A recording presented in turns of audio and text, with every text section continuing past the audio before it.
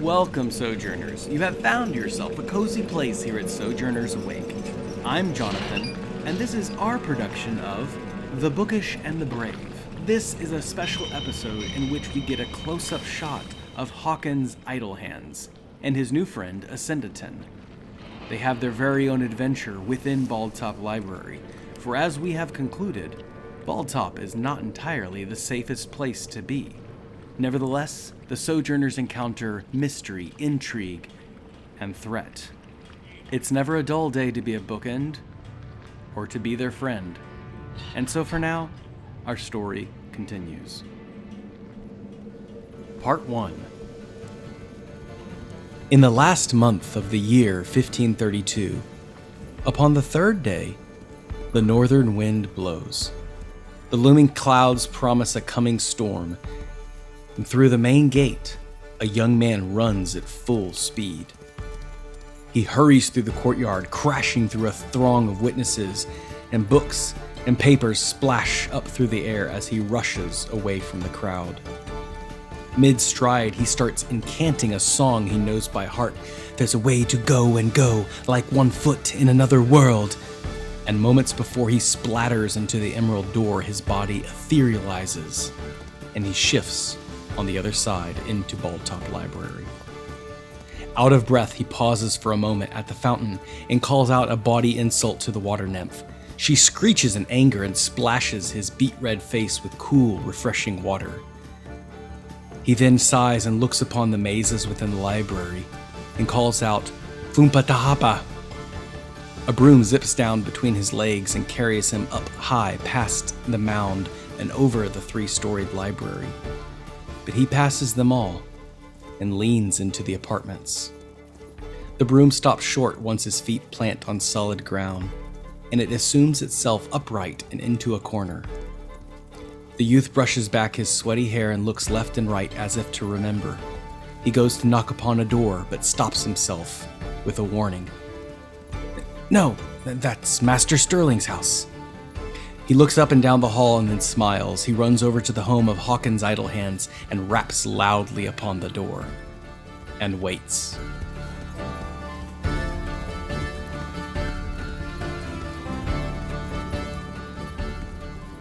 Hawkins, moments before you were interrupted with this alarming fashion.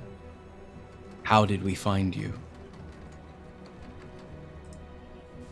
Hawkins has spent a long day at the Helping Hands workshop, and so he is taking a moment to review the things that he's gone over for the day, taking inventory of what he's learned, what he's discovered, what he's been able to develop with the special dust, and he's kind of poring over his notes, making his daily journal. The door raps loudly. The sudden noise startles him. He sits up right in his desk, not expecting any disturbance at this time. He walks over to the door and opens it an inch and peeks through with his eye. "Hello?" You see before you a handsome young man with tan-skinned blonde hair. Upon his boots are two feathery wings that are trembling occasionally. "Hello, I am Forrest, working for the Mercurial Moments. I am a highly paid communication team, and I have a message to deliver to Hawkins Idlehands." "Well, that's me." "Can you present your obsidian stone? Special stone given to you to identify your person in case of sensitive information." Yeah, just one moment." Hawkins goes back into his room and retrieves it from the relatively safe place under his pillow. Forrest then takes up this obsidian stone and matches it up to yours, and you hear a gentle harmonic hum, and then a click. "A pleasure to meet you, Mr. Idlehands." He pulls out this scroll from his boot and hands it to you. And in true Tethurnian fashion, he says, "May the king and queen watch over your home. May the Crystal Palace find a home within your heart." Thank you, Forrest. Same to you. He turns, and quick as he came, he leaves, with the scroll in your hands. Hawkins stares after him for a moment, sort of wondering how he managed to get here, having never seen this guy in Balltop Library before. So he's sort of stunned. And then after a moment, oh yeah, this scroll. So he closes the door and goes back to his desk and opens it up. It is a letter from your parents. It reads, "To Hawkins, I trust that you are safe despite the return of Lion M. It seems reasonable for planar travel to be a part of your work as a bookend. I realize that the feature to return to Quentin in case of planar travel was not fully thought out, as Lion M was able to find me in my hidden workshop. I have destroyed all lions since Lion K when we introduced the feature and was able to remove it from Lion O before deployment. During our last consultation with Gondanok, he mentioned to Flavia and me that you had not sought his aid or inspiration at your time at Baldtop. I presumed you would have the wisdom to take advantage of one of the biggest assets of the library, access to him. In discussing the matter with Flavia, it occurred to us that you may not have had the occasion to witness our interactions with him, and since we are more like business partners than worshippers of him, you may not understand the importance to our family. Let me be clear, your mother and I have a semi-annual meeting with him in which he, without fail, solves some of our more complex problems with our current projects and proposes new designs. I would say that we owe him a lot. But we do pay handsomely for his services and for the right to leave his involvement out of the patent applications. I'm sure you understand the sensitivity of this information. Please dispose of this letter once you have read it. Regards, Quentin." This is the first time Hawkins has had much interaction with his parents in quite a while. He's not at all surprised by the formality of the letter. He takes a moment to read it again, make sure that he understands everything that's being communicated to him, and then takes the scroll over to the candle on his desk and lets it burn. It sizzles away into smoke. And nearby, you hear a rattle under the bed. The dog, Rivet, has been rattling all night long, needing a couple bolts tightened and gears turned. Hawkins is happy for hearing the sound, realizing that there's work to be done. He's happy to have something to put his hands to while his mind processes this information about his family's connection with a god. During your time here at Baldtop Library, you know that Gondanok has a temple, a multi-storied craft room, or a warehouse, and a delivery room of all sorts of different crafts, shaped like a giant T and composing of 6 different levels. The Templars operate in crafting of soil and stone, metal, glass, and all kinds of products and crafts and inventions.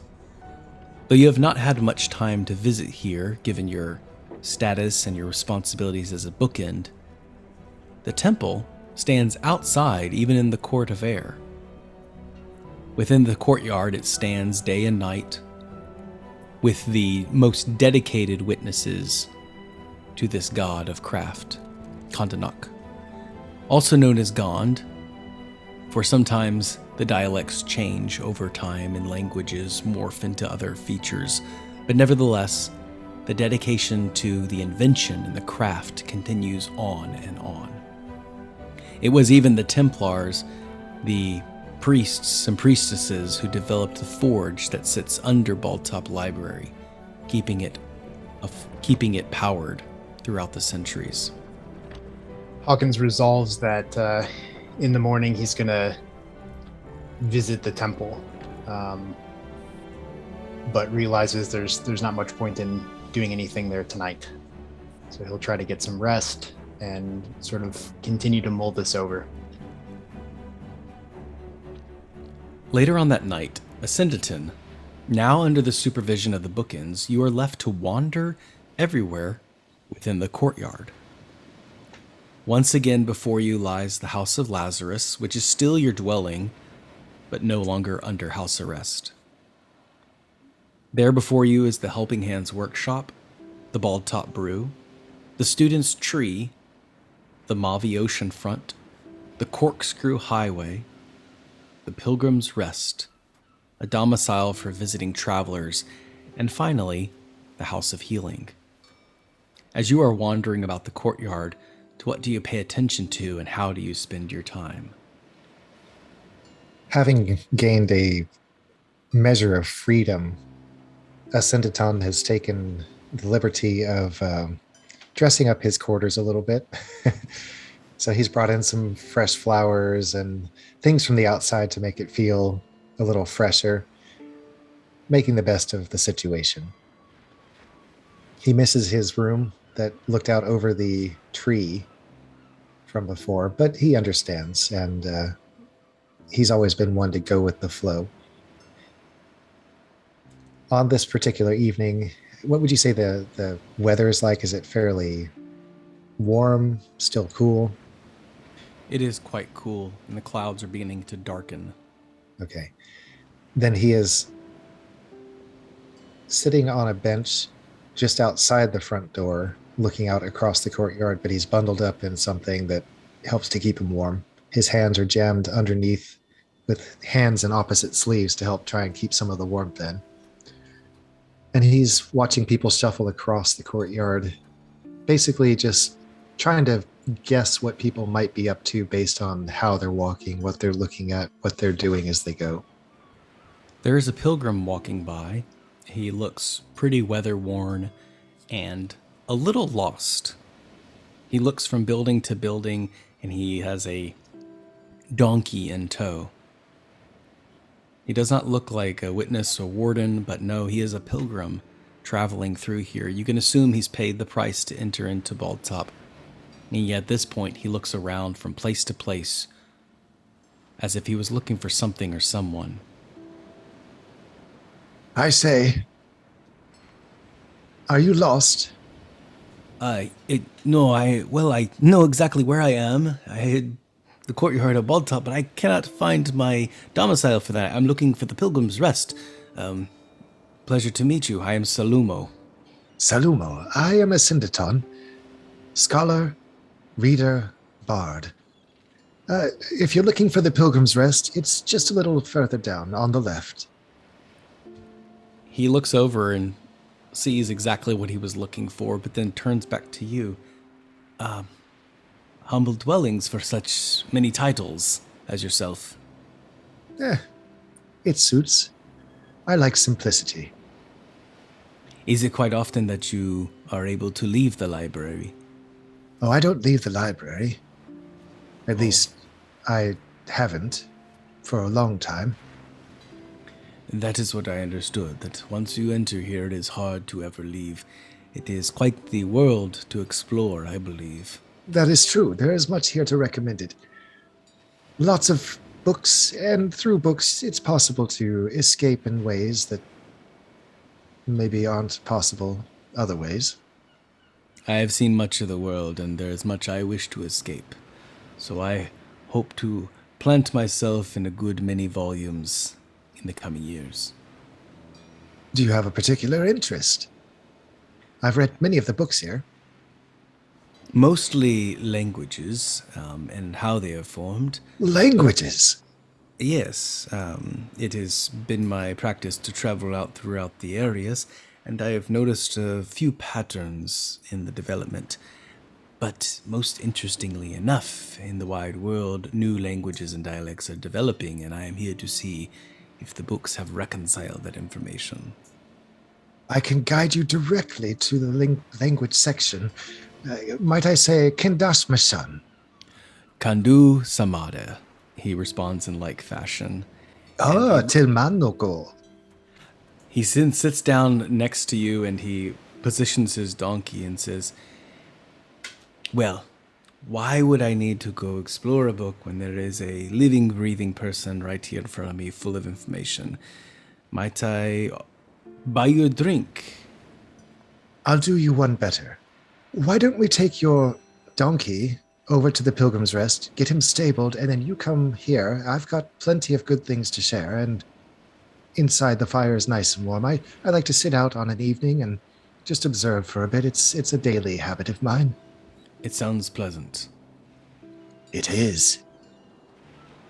Throughout the night, you talk with Salumo deep into the morning, but soon enough sleep overtakes you. As the new day dawns upon Bald Top Library, Hawkins, to where do you go, and what do you do? After his morning ablutions, Hawkins is sort of dreading going to the temple.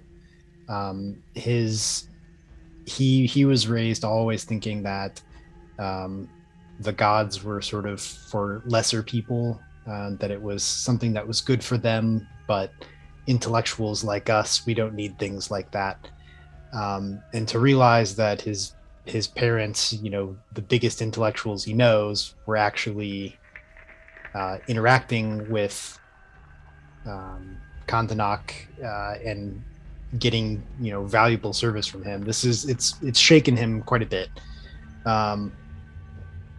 So while he thinks he has sort of a responsibility to follow up on this, it's still uncomfortable for him. So he knows that he's going to make it to the temple. He's not in a big hurry to get there. In fact, he might seek out Asyndeton, knowing that he has been at Bald Top for a while and may have run into the gods a time or two, just to sort of feel that out a little bit. So Hawkins heads towards the House of Lazarus, where he expects to be able to find Asyndeton. And how does he find you, Asyndeton? That was an excellent story. Oh, I wish I had more like that. Well, it's perfect, very perfect and everything. And that is how they say the tea picked itself and brewed it into a wonderful single brew, and that is why we drink from cups. Exactly. Bless them. Oh, what a wonderful discovery. I had not heard that one before.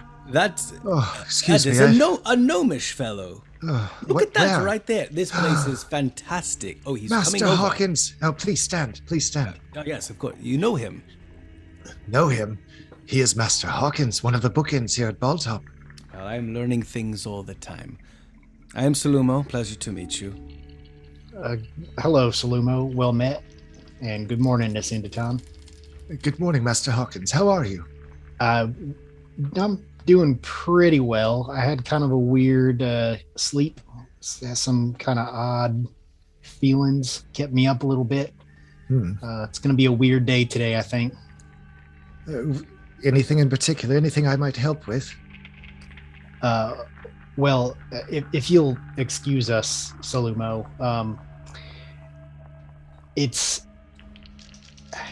You've been here at the Bald Top Library for quite a while, is that right? That is correct, yes. Do you ever spend any time with the gods, or have you crossed paths with them much? That is a very complex question. I do not know how much help I might be able to be after all. He begins to look troubled. I know they're around, and I know that they, I don't know, sometimes mingle with people and provide inspiration and whatnot. I didn't know if that was any part of what you had experienced. I know that they tend to come when the mood strikes them. I just discovered that my family has some connection to Kandanak that I didn't know anything about that. So, In my experience, the fewer connections, the better. Well, that's where I thought I was until yesterday. I thought I had 0 connections, but I'm gonna go head over that direction at some point today, maybe after a good hearty breakfast, and just kind of see what happens. Not really sure what to expect. As you wish, Master Hawkins. And you might notice that his eyes look a little more narrowed than usual.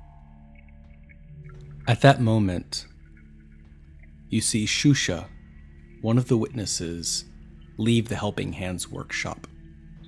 You've seen him make deliveries before. This time, he rips the door off of the Helping Hands workshop and throws it aside with inhuman strength. What in the world?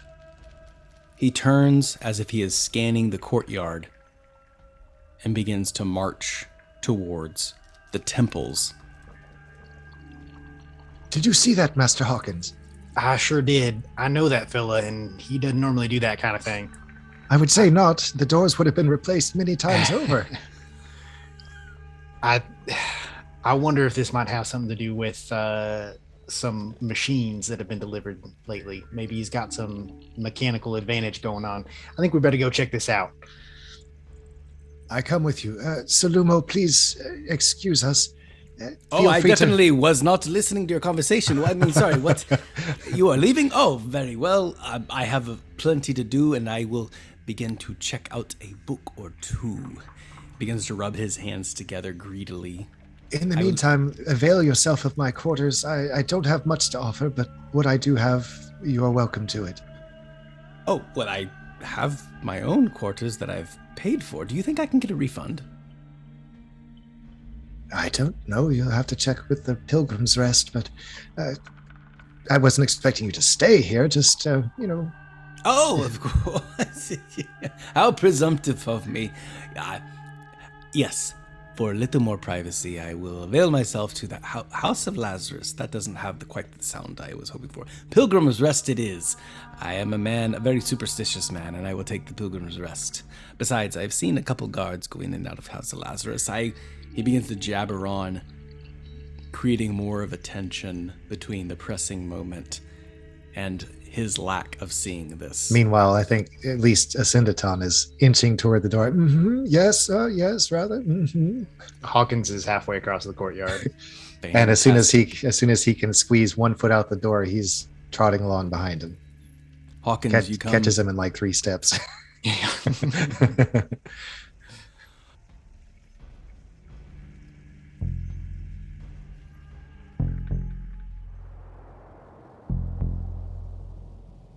Hawkins, your wiry gnomish frame approaches the workshop. You do see that the door has been thrown a good 15 feet, ripped from its hinges.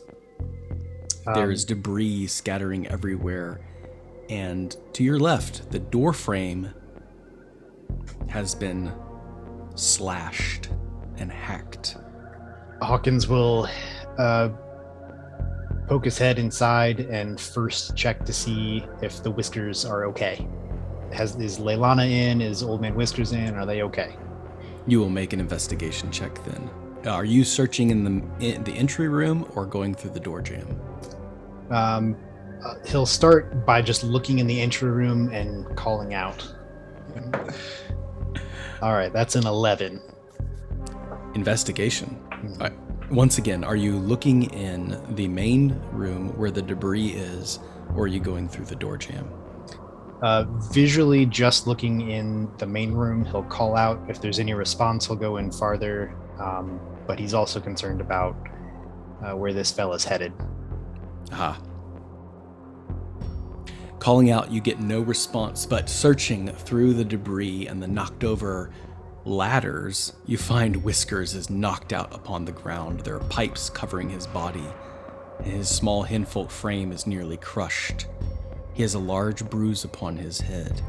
He is unconscious. I'll take care of him, Master Hawkins. You go on. Oh, thank you. Take good care of him. I love this man dearly. Of course. Leilana is nowhere to be seen. And keep an eye out for his daughter. Yes, indeed. And if you should run into any trouble, call out, I will come. Thank you. I begin shifting, or I try to prop the crushing weight up a little bit to give him some room, and I'm trying to assess the damage. He seems knocked out, but not dying. It seems as something struck his head and put his lights out for a second. Okay, I'll go with healing word.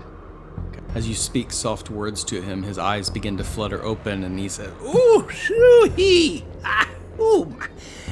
My head still hurts. I don't know what you're saying. I'm awake, but my head still hurts." It's okay. I'm here with you. Something has happened, and Master Hawkins is investigating. Oh, that's right. There was a Shusha came by and was delivering something, and there was a loud noise, and a good thing I was under this ladder when everything fell. Maybe they're not always unlucky to be under. Here, let me help you out of there. Wait, what happened to my door? I think it was your visitor. We were standing across the courtyard and saw him rip it right off the hinges and throw it as if it were nothing. I ain't Shusha. He's got arms skinnier than chicken legs. These are some powerful chicken legs. Woo! Hawkins, you here? Hawkins is probably out of earshot by this point. Hawkins, now within this room, you see that there is one of the crates with a Lord Basile insignia that has been laid out on this examination table. The wooden crate is broken open from the top up.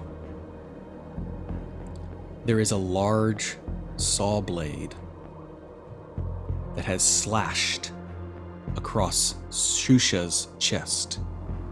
He lies there dead on the floor. The saw blade is then stuck into the door jamb, blood splattered, but nevertheless stuck. Something has rend itself from the saw blade, and it hangs there devilishly upon the door jamb. Hawkins will carefully approach the saw blade.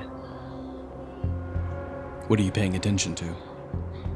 Trying to figure out what the thing is that's on it. What's unusual about this? How did it go flying across the room? Easy enough. As you investigate it, it looks like it had been previously attached to one of these robots, one of these warforged.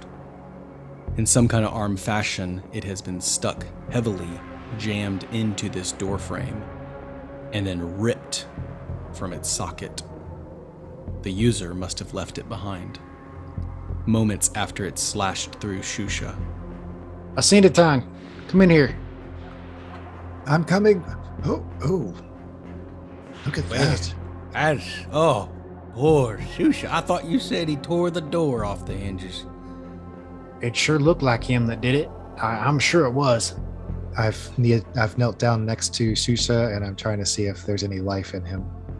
You can see that there is none. He is brutally flayed open. Dear. I'm sorry, friend. We were too late. I don't understand what happened. That strength, I mean, of course it has something to do with these robots from Lord Basile, but it looks like one of them must have busted out of its crate of its own accord, but then I don't know how Shusha got that strength. Hawkins is kind of reeling, looking, desperately to try to piece together what's happened. Make an insight check. 17. It is clear as day that Shusha lies before you dead. The thing you saw outside did not act like Shusha, though it resembled his appearance. You know that there are certain spells that disguise the user in order for them to go unchecked throughout areas. Shusha was last seen wearing these purple robes, though now they are stained with blood. The person you saw outside had fresh purple robes. The only thing I can think is whoever we saw out there must not have been the real Shusha. He must have been doing some kind of spell or something. You sure that it wasn't one of those things that came out of that box right there? One of those things. Are there more? He looks at you, Hawkins, very nervously. I tried my best. I did what you told me to. I made an attempt to deprogram, but this one right here kept me up all night long. I couldn't handle it, and to be honest, I was a little deep in the can of engine fluid. I was oiling the engines, not oiling my lips and everything. But Hawkins, I fell right asleep trying to work on it last night, and I feel terrible. Old man Wisters, this was not your doing. It absolutely was not your doing. I'm just glad Leilana wasn't here. I just slipped and fell and knocked over all the ladder and everything. I don't remember anything that happened. As soon as I heard that bust and explosion, I just slipped and fell and my lights went out. I can only imagine what happened if Leilana was here. She's out and getting groceries. Why don't you go try to find her and just make sure that she is where you think she is, and then get yourself on over to the infirmary. Just let them have a good check on you. Yeah, we'll do. What are you gonna do? I'm gonna go try to figure out what that thing was, what it did, how it could do that. And I am with you, Master Hawkins. That's what I was hoping. With no time to spare, and only moments behind this creature, do you indeed pursue to the Temple of Kondanak? Yes. This large temple, shaped exactly like a uppercase T, boasts 6 stories within this factory. Upon the lower section, the administration offices and locked rooms of archived information on these tests. And right outside that, you see wagons, boxes being delivered through the side door.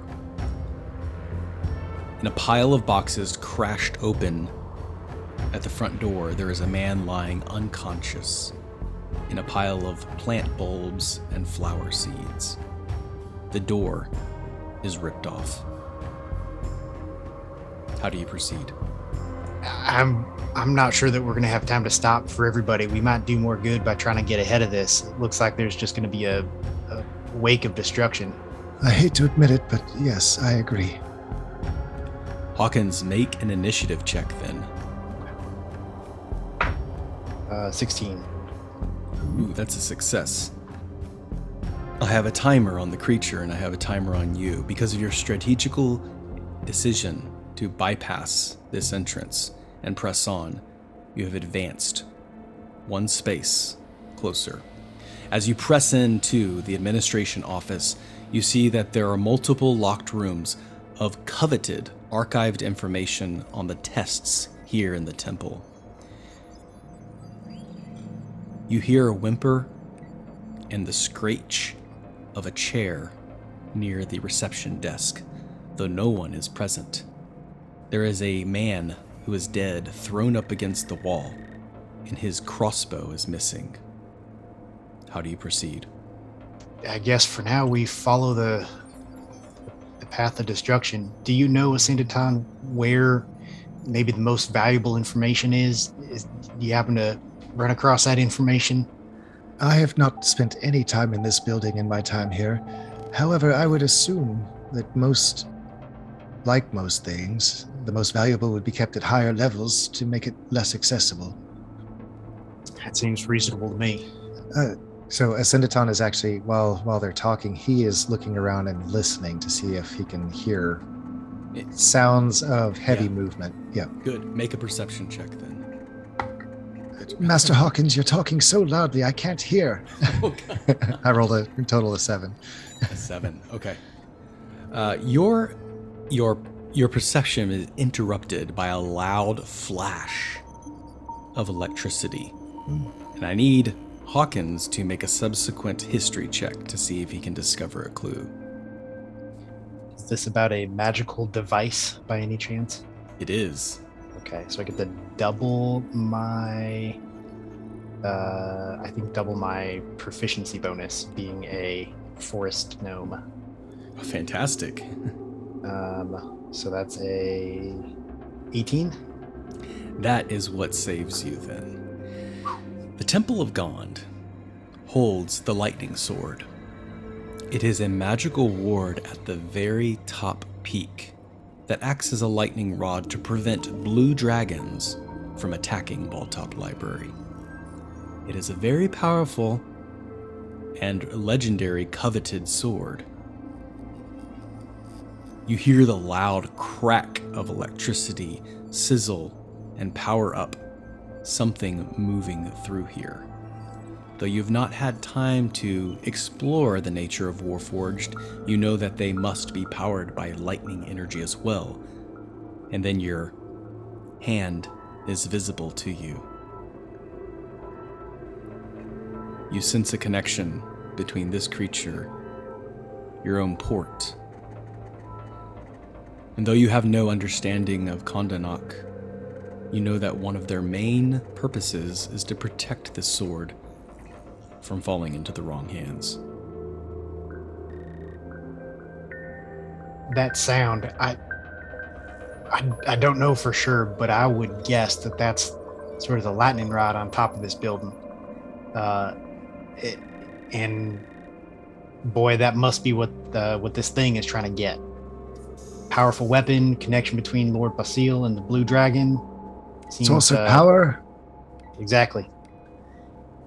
So up we get as fast as we can. Indeed, I am right here. Asyndeton, as you follow behind Hawkins, you move up the stairwell. You notice that the metal stairs leading up to the second, third, fourth, fifth, sixth level have been bent. And where your hands run along the railing, part of it has been crumpled, leaving behind bits of flesh and blood. It has definitely come this way. The weight has caused structural damage.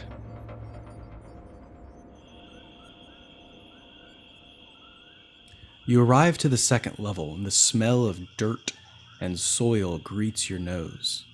You look to your left and see beakers full of soil samples, pots fashioned upon wheels. And to the right, you see piles of manure and soil. And at the stairwell is slumped over one dead crafter with a bolt to his chest and an empty crossbow left at his feet. In like fashion, this room is full of all kinds of inventions and tables and closets. And the stairwell goes to level 3. What do you pay attention to, and how do you respond? Hawkins sort of takes a quick inventory of the things that he's seeing here. The earth and manure part doesn't interest him so much, but some of the gadgets he sees lying around, he would really love to just pause here, but he feels the urgency of the situation, so he's going to sort of quickly brush by all of these things and head to the stairwell. Asyndeton mutters something to himself. It sounds like he says it often. If you will give me half a chance, and but allow my tongue to dance, be it falling rain or bird on wing, I'll speak to nearly anything. He looks around to see if there are any plants in the room, in the soil. Oh, indeed, they respond. You can hear their roots beginning to grow, and some of the compost come alive. He summons his strength, and a rolling wave of energy comes off of him, and the plants nearest to him stand up straight, and he says to them in plant language, I don't have much time, but I'm looking to see if you noticed anything about the creature that just came through here and caused this death. Excellent. However, this causes a delay. Asyndeton, you are in full stride of this action. So Hawkins, before you hear Asyndeton's response to his actions, you must decide, do you press on or do you delay on this second story? I think Hawkins makes it to the base of the staircase and looks back, notices that Asyndeton is not right behind him, hesitates for a moment, and then goes up the stairs. Great. That's what I was hoping. Hawkins, you press on to the third level. Asyndeton, You see out of the manure pile crawl these ridden, rotten plants, and they move towards you in zombie-like fashion. Oh, you poor, poor things. We are not poor. We are going home. But why do you delay us on our journey, Mr. Man? I have a very quick question for you. Something terrible just came through here, something unnatural. And Yes, the metal and the gears. that is correct, yes. Time is pressing. I must see if you noticed anything about it that might be of use to us in helping to stop its unnatural acts. It went that way and suffered the life of that poor mortal. His Yes. blood is rich in iron. That is and correct, yes. Did you notice anything, any weaknesses about it? Anything that might have looked off or problematic? Make a persuasion check. Oh boy, this is where I shine. I know. 29. Mechanically speaking, you know this creature can make a reaction upon a failed melee attack from a creature within 5 feet. This construct may attempt to grapple upon that same creature. It grabbed that poor mortal by the stem. After it failed to strike it, it Yes. looked like a man, but yes. fading flesh. Yes. Oh, that's very fascinating. I'm afraid I must go. See you. Asyndeton, you go running up the stairs. Iron he left behind, the seed of Iron, life. yes, I hear you. Failure of the mortal life. They slink back into the manure. Mm-hmm. Hawkins, you are alone at this point. Hawkins, as you go to the 3rd level, suddenly the sound is deafening. Insulated. You are surrounded by stone. Stacks of bricks of various sizes and colors, piles of crushed rock, vials of solutions mixed. Your keen eyes pick up the markings on the vials: limewell rock, gemstark, concrete. In the silence of this room, you can hear every footstep you make upon the stairwell. You see that 30 feet before you is the stairwell ascending to the 4th level. You begin to hear your own breathing. How do you move through this room alone? The silence is eerie, and Hawkins feels his second shadow become excited with this kind of environment. It doesn't do anything, but he becomes aware of its presence, of its eagerness to have some of his life force. Hawkins moves more quietly than he needs to, sort of tiptoeing across the 30 feet. You should make a stealth check then.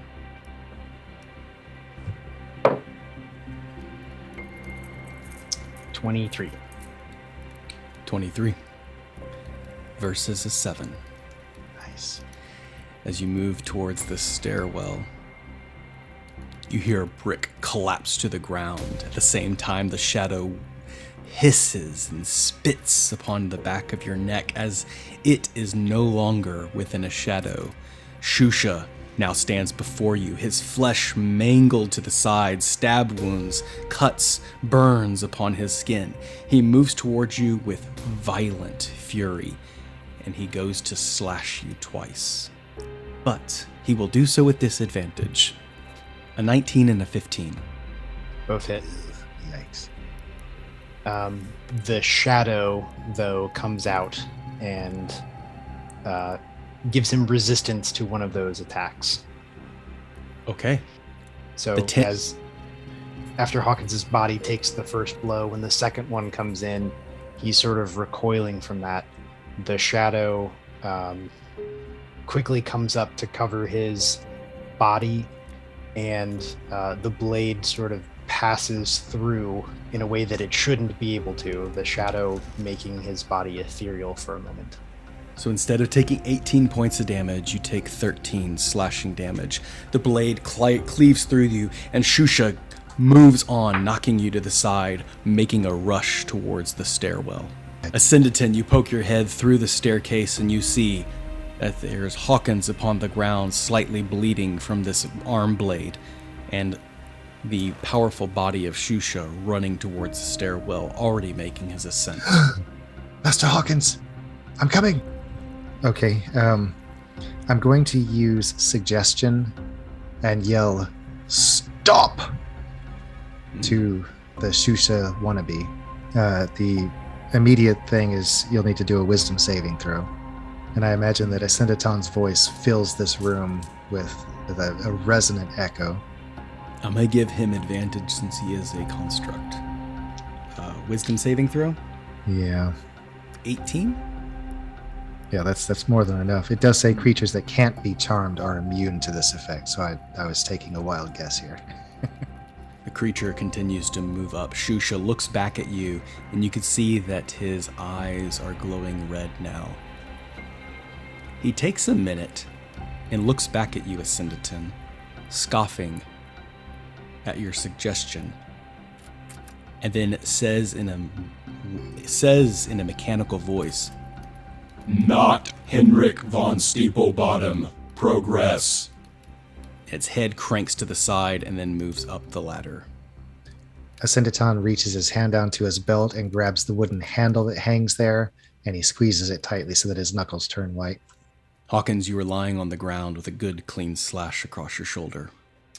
He will definitely take a moment to use the port to give himself a cure wounds, a little zap there to give him some energy back. Roll the 1.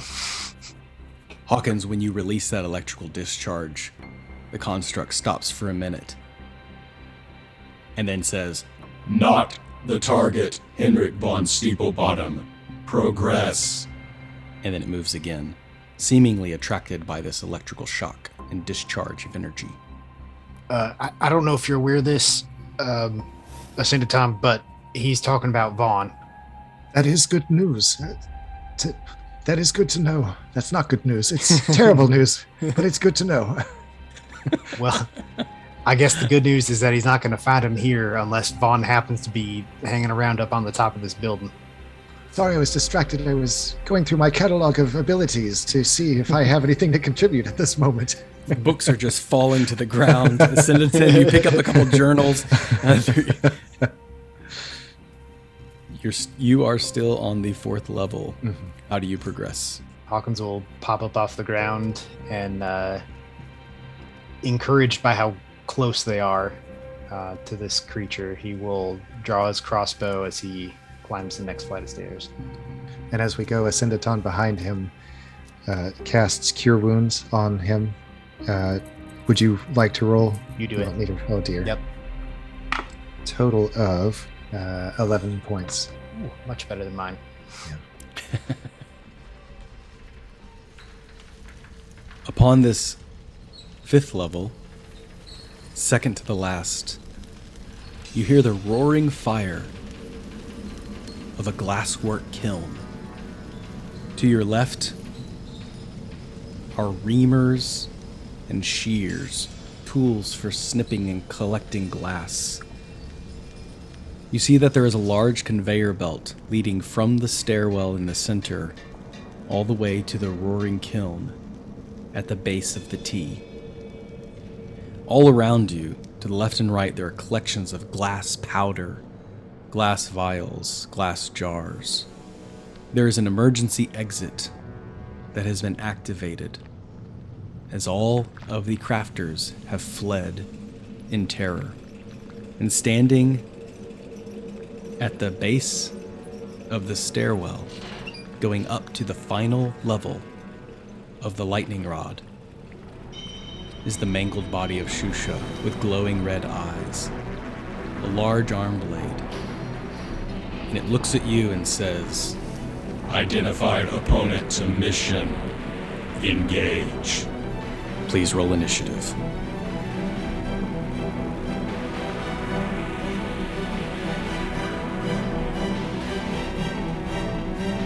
Every story comes to an end, so for now we must conclude.